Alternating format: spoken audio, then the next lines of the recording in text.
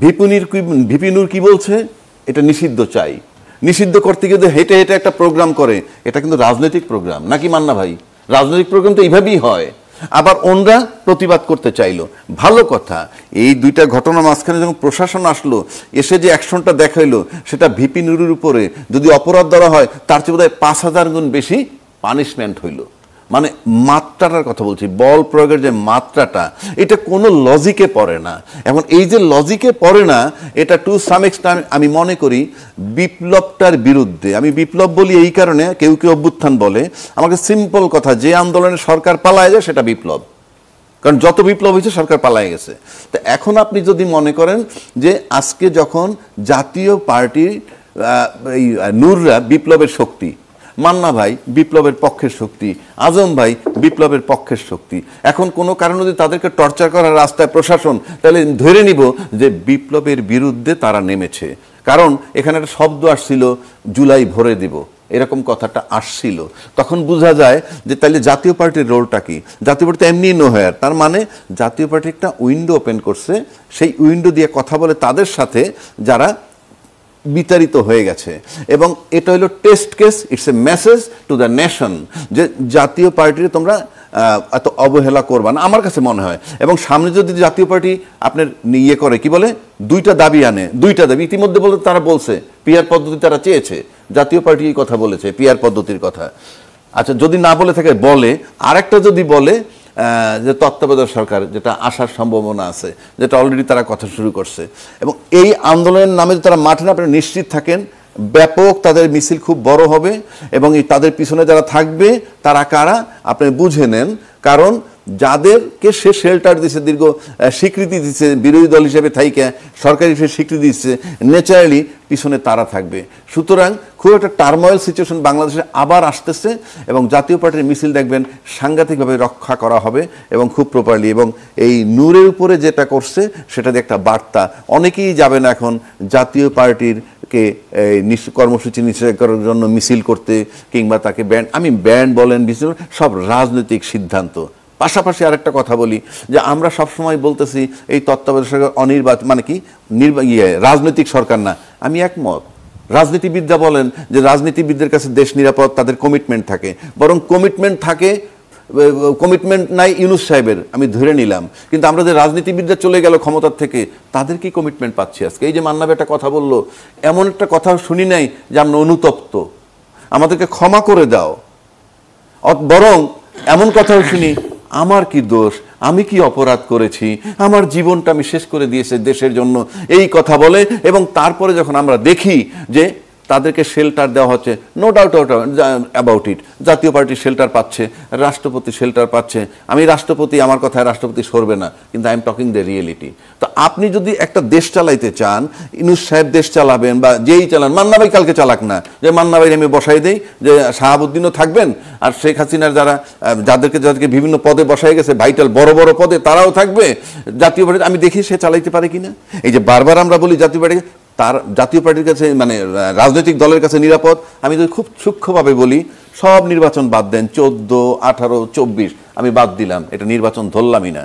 আমি যদি 1991-এ আসি, আমি যদি 1996-এ আসি, আমি 2001-এ আসি, আর 2008-এ আসি, এই নির্বাচনগুলো তো মান্না ভাই টু সাম এক্সটেন্ট গ্রহণযোগ্য নাকি বাংলাদেশের ইতিহাসে?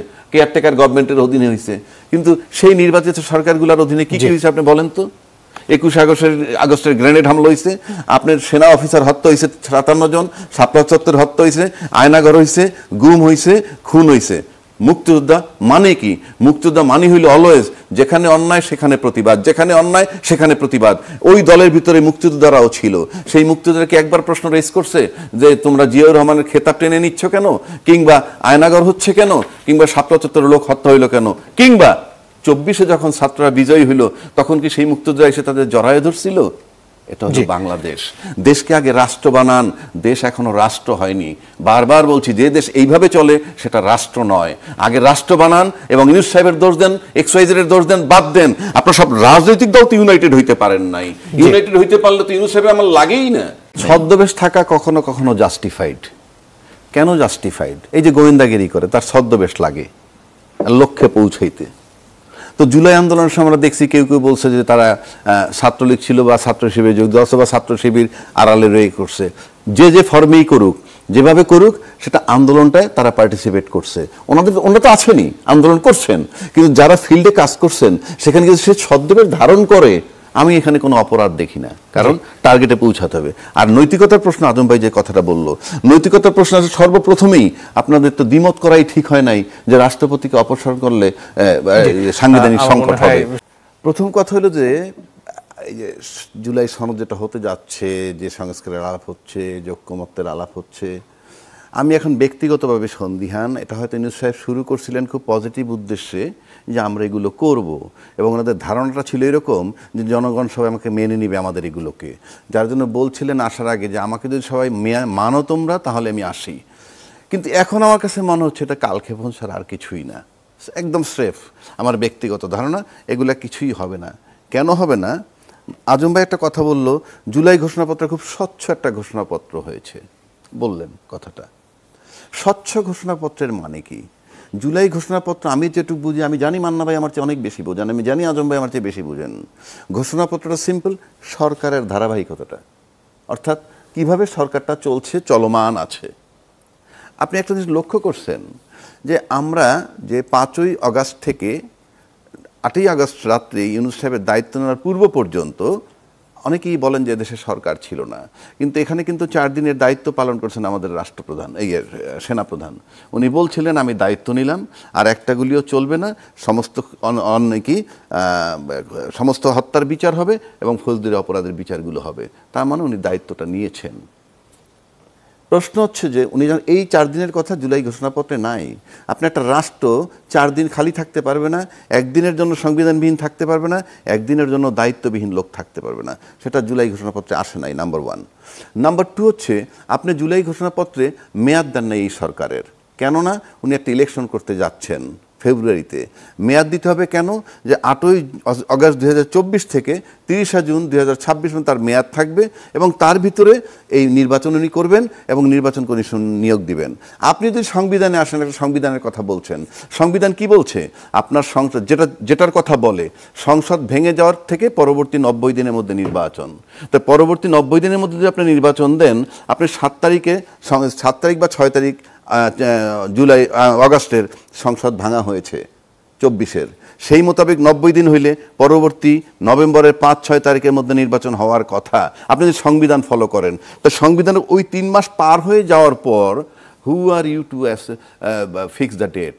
ইলেকশন কমিশন ডেটটা ফিক্স করলো যে ফেব্রুয়ারিতে নির্বাচন। কিভাবে? আপনি তো সংবিধান মেয়াদ আছে, সংসদ ভেঙে যাওয়ার 3 মাসের মধ্যে আপনি নির্বাচন দিবেন, আর ওনার অ্যাপয়েন্টমেন্টই হয়েছে 21শে নভেম্বর 2024-এ। উনি তো সংবিধানের ভিতরে নাই। সংবিধানে কি বলা আছে ওই টাইমটা পার হয়ে গেলে সংসদ ভেঙে যাওয়ার পর?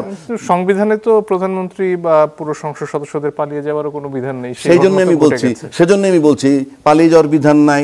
পালিয়ে যাওয়ার কারণে কি হয়েছে? 106 গেছে। এখন একইভাবে খুব সহজভাবে বললে এই নির্বাচন কমিশনেরও রাষ্ট্রপতির মাধ্যমে 106 যেতে হবে, কারণ আমার সময় পার হয়ে গেছে। আপনি সংবিধান তো ইউ ক্যান ডেট, আপনি তো মামলা করেন, আপনি নিজে লয়ার, একটা লিমিটেশন আছে সব কিছুর, যে এর ভিতরে করতে হবে। তো সংবিধান যখন 3 মাসের মধ্যে করা বেঁধে দিছে, আপনি সংবিধানের বাইরে কিভাবে যাবেন? সংবিধানে তো কোথাও এই ধরনের অন্তর্বর্তীকালীন সরকারের বিধানও নেই। রাইট, আমি ইয়েস, যদি তাই হয় আমি একমত আপনার সাথে, আমি একমত। আপনি সংবিধানে কিভাবে থাকবেন? এখন আসেন, আমি একটা সিম্পল দিয়ে বুঝাই। একটা লিমিটেড কোম্পানি থাকে, memorandum of article and association, সেখানে বলা থাকে আমি 100 রকমের ব্যবসা করতে পারবো। 100, আমি হয়তো 5টা করি, আরও 95টা করতে পারবো, কিন্তু এর বাইরে একটা ব্যবসা যদি আমার ঢুকাইতে হয় কি করতে হবে? That is a procedure. সুতরাং আমার সংবিধানে, আমি তো সংবিধানে ঢুকতেই পারতেছি না, আমি সংবিধান চালাবো কিভাবে? সংবিধান তো অন্তর্বর্তীকালীন সরকার নাই।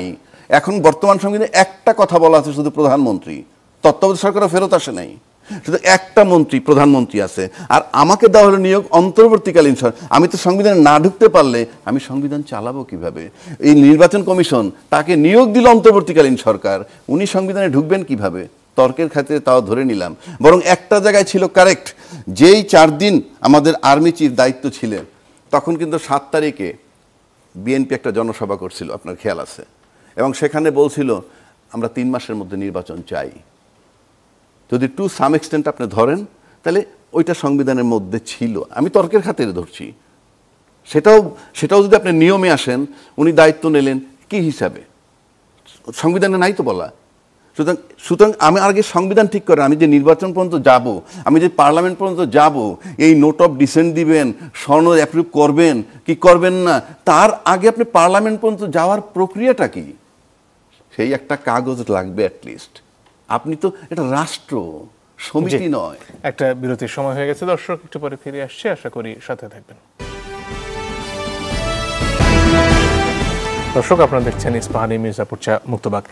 আমরা সাম্প্রতিক যে ঘটনাগুলো নিয়ে কথা বলছিলাম, তার মধ্যে ডাকসুর নির্বাচন একটা বেশ আলোচিত বিষয় হয়েছে, বিশেষত মামলার কারণে। সেই প্রসঙ্গে যারা বান্না আপনার কাছে আসতে চাই, এই যে মামলা হলো, মামলার কারণে প্রথমে একটা স্থগিতাদেশ, তারপরে চেম্বার আদালতে সেটাকে আবারও স্থগিত করে আগামীকালকে আবার, আজকে হয়ে গেল অবশ্য, শুনানির জন্য রাখা হয়েছে।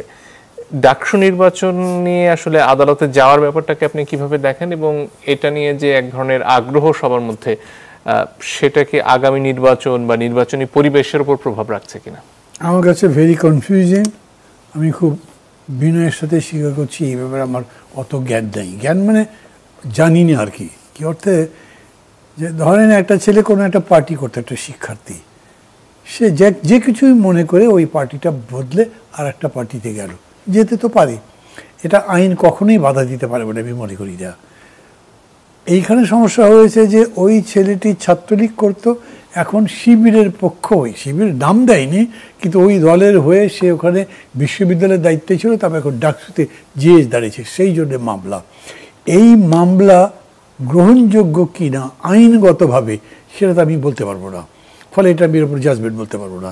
কিন্তু আমার এটা মনে হচ্ছে যে এমনভাবে এটা কনফিউজিং হয়েছে। ধরেন, আমি অবশ্য কোনো জায়গাতে আওয়ামী লীগের লোকজনকে অনুতপ্ত দেখি না। যে অন্যায় অত্যাচারটা তারা করেছে, যে হত্যাকাণ্ড চালিয়েছে, যে নীতি নৈতিকতা অর্থনীতি ধ্বংস করে দিয়েছে, তার বিপক্ষে তাদের মিনিমাম কোনো অনুতাপ নাই। কিন্তু তো হতেও পারে যে জেনুইনলি বেশ কিছু লোক মনে করছে খুবই অন্যায় হয়েছে, যা ভুল হয়েছে আর এরকম করবো না, আমি ভালো হয়ে যেতে চাই। পৃথিবীর বিভিন্ন জায়গায় ট্রুথ কমিশন আছে, আমাদের ওই লোকগুলো কি ফিরে আসবার কোনো সুযোগ আছে? যদিও এখন এই কথা বললে অনেকে আমাকে বললো, আপনি কি আওয়ামী লীগের পক্ষে ওকালতি করছেন দেখি না। আমি আওয়ামী লীগ বলে কথা বলছি না, কারণ তারা আওয়ামী লীগের নামে তো ফিরছে না। আপনি যখন ট্রুথ কমিশন করবেন, তারপরে he has to have confessional statement যে আমি ভুল করেছিলাম, আমি এখন ভুলের জায়গা থেকে এই জায়গায় ফিরে আসছি, বা একটা সিস্টেম থাকবে যাতে এটাকে গ্রহণ করার মতো হয়। সো এইখানে এরকম করে এটা একটা জাজমেন্ট হয়ে গেল। জাজমেন্টটা হলো খুবই কুইকলি। তারপরে যে আপনার চেম্বার জজে গেল ইউনিভার্সিটি অথরিটি, 1 ঘন্টার মধ্যে রায় হয়ে গেল। আমরা তো জেল খেটেছি, বহুদিন জেল খেটেছি, এবং এই আদালত অ্যাপিল এগুলো করেছি। মানে অ্যাপিলের শুনানি আলসেমি করে না, অযথা করে না। দুটোই অবশ্য অন্তর্বর্তীকালীন আদেশ, পূর্ণাঙ্গ রায় তো কোনোটাই নয়। না, অন্তর্বর্তীও তো দেয় না। আগে তো দেখেছি কীরকম হয়েছে, যারা সাফার করেছি। তো এটা করাতে কী হলো, জিনিসটা চালু থাকলো। আর তারপর আমি দেখলাম পত্রপত্রিকায় লিখেছে ডাকসু নির্বাচনে আর কোনো বাধা রইল না। এক্সপ্লেনেশনটা হচ্ছে ফ্রম নাও অন কোনো বাধার ব্যাপার নেই, ইলেকশনটা হবে। তার মানে ইলেকশনটা বন্ধ করতে কেউ চেষ্টা করেছে, যে রিটটা করেছে সেটা বামপন্থী নেতা বা নেত্রী বা যে স্তরেরই হোক, আর আবার চালু যে করলো সেটা হলো ইউনিভার্সিটি অথরিটি। টোটাল জিনিসটার মধ্যে বিরাট একটা প্রশ্ন তৈরি হলো। এই প্রশ্নটা না হলে ভালো ছিল। আর আমি মনে করি এই প্রশ্নের একটা সদুত্তর কালকে হিয়ারিংয়ের পরে নিশ্চয়ই পূর্ণাঙ্গ রায় পেলে আমিও অনেকখানি বুঝতে পারবো। তখন আমিও আপনাদের এখানে বা যে টিভিতেই যাই, তখন আমি এটা ব্যাখ্যাও করবো। আমি আমার দায়িত্ব মনে করি যে ইউনিভার্সিটি নির্বাচনটাও যাতে একটা প্রশ্নের মধ্যে না পড়ে যায়, সেটা দেখা আমাদের সবার দায়িত্ব। এবং সেজন্য আমি ইউনিভার্সিটি অথরিটিকেও এই জন্যে অনুরোধ করবো। যদিও বিশ্ববিদ্যালয় কর্তৃপক্ষের উপর আমার এই ব্যাপারে খুব বেশি আস্থা নেই। কেন বলছি, বিশ্ববিদ্যালয় কর্তৃপক্ষ অন্য যাই করুক, হলে দলের নাম করে প্যানেল দেওয়া যাবে না, তারপরে কোনো নেতার ছবি দেওয়া যাবে না, কোনো নেতার কোটেশন দেওয়া যাবে না, কোনো পোস্টারে যদি কোটেশন দেন সেই নেতার নাম দেওয়া যাবে না। অদ্ভুত অদ্ভুত কথা সব আমি শুনলাম। মানে এত বড় একটা রক্তের নদী পাড়ি দিয়ে এই তীরে এসছেন আপনি, 24 হলে 25 আসতো না, না হলে ডাকসু আসতো না। সেইটা মানেন যদি, তাহলে এই একটা বিরাজনীতিকরণের প্রক্রিয়া শুরু হয়েছে। আমার কাছে অবাক লাগলো, ছাত্রদল গিয়ে হলে হলে কমিটি করেছে, তার বিরুদ্ধে ডেমনস্ট্রেশন হয়ে গেল।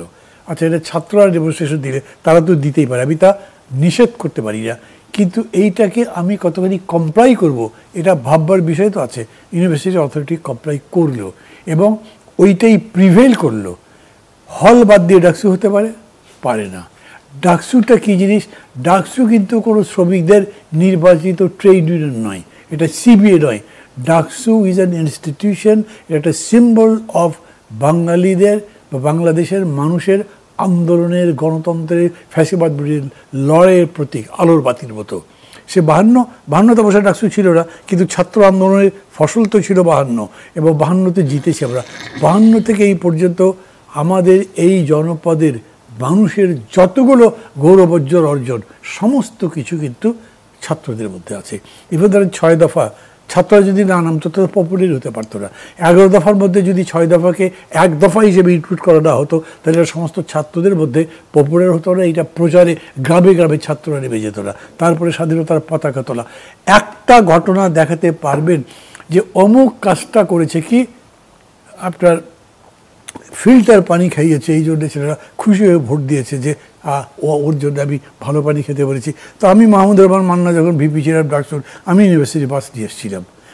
আমি কোত্থেকে আনবো? কিন্তু আমার সময়ে, আমার চেষ্টায়, আমার তৎপরতা ইউনিভার্সিটি বাস আসছে। কেউ মনে রেখেছে সেটা? এগুলো মনে রাখে না। মনে রাখে যেগুলো মনে রাখবার মতো ঘটনা। ভাষা আন্দোলন ডাকসু ছিল না, কিন্তু কত বড় ঘটনা হয়েছে যে এখন পর্যন্ত সমস্ত মানুষের মনে আছে। আমি মনে করি যে ডাকসুর বিষয়টাও এই রকমই, কিন্তু সেই জিনিসটা এইখানে রাখা হয়নি। এ থেকে আমি বলছি যে ডাকসু নির্বাচনটাকে যেরকম করে বিবেচনা করছে, এটাই হয়তো সবার কাছে স্পষ্ট নয়। নইলে আপনি ছাত্রলীগের কার্যক্রম ব্যান করেছেন, ওরা কি ভোট দিতে পারবে না? ওরা যদি ইউনিভার্সিটির ছাত্র থাকে তো ভোট দেওয়া কীভাবে আপনি আটকাবেন? কিন্তু এরকম কথাও বলা হচ্ছে যে ওরা ভোটও দিতে পারবে না, এটা তো আপনি আটকাতে পারবেন না। ওরা যথেষ্ট অন্যায় করেছে, প্রত্যেকটা অন্যায়কারীকে যথোপযুক্ত শাস্তি দেওয়ার দাবি তো আমরা সবসময় করছি। সেইটা করতে না পেরে এইরকম করে যদি করা হয় না, তাহলে রাজনীতিতে যে আপনি বিভেদটা করছেন, সেইটা পরবর্তীকালে দেখবেন এই সীমারেখা থাকবে না, হয়তো অন্য কিছু প্রিভেল করে যাবে। এই জন্য সবাইকে কেয়ারফুল থাকতে বলি। আমি আকাঙ্ক্ষা, আমার এরকম আশা করি আমি, যে ডাকসু নির্বাচন বরঞ্চ বাংলাদেশে আগামী দিনের গণতন্ত্র প্রতিষ্ঠার একটা আলোর বাতি হোক, লাইট হাউস হোক, এবং সেরকম করেই ডাকসুকে আমাদের গ্রহণ করা উচিত। আগেই আমি বলি আপনাকে, ইনফরমালি যে কথাটা বলছিলাম, লন্ডন স্কুল অফ ইকোনমিক্স সারা পৃথিবীতে কল্যাণ রাষ্ট্রের বা কল্যাণ অর্থনীতির একটা আলোর বাতির মতো। অক্সফোর্ড, হার্ভার্ড, কেমব্রিজ বলেন, তারা নলেজের আলোর বাতির মতো। আমাদের ঢাকা ইউনিভার্সিটিতে প্রাচ্যের অক্সফোর্ড ছিল, আজ নেই, কিন্তু আমি তো ওটা চাই।